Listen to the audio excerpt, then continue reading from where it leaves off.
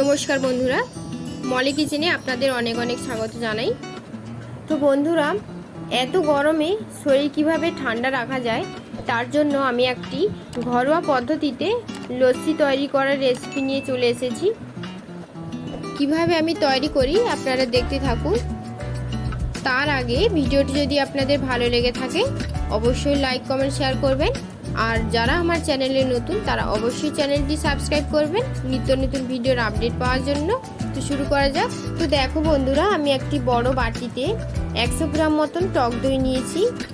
তার সঙ্গে নিয়েছি গুঁড়ো দুধের প্যাকেট, একটা 5 টাকার হরলিক্স, কাজু কিশমিশ।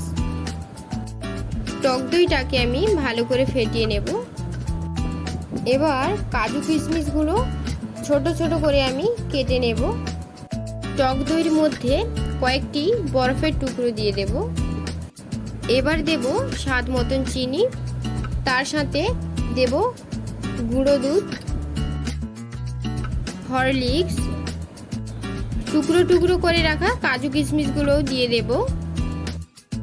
এবার ভালো করে সব কিছু মিশিয়ে নেব। মেশানো হয়ে গেলে জল দিয়ে দেব। সব কিছু মেশানো হয়ে গেছে। এবার একটি ডাল ঘুটুনি দিয়ে ভালো করে ফেটিয়ে নেব।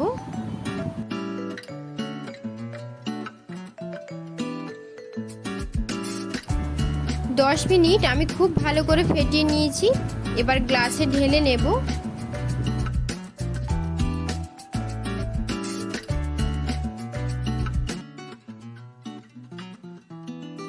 এবার লস্যির মধ্যে গুঁড়ো দুধ দিয়ে দেব।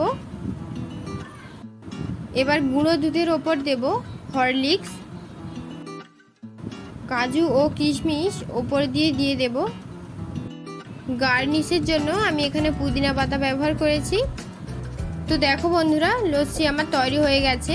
আপনারাও বাড়িতে এইভাবে ট্রাই করতে পারেন।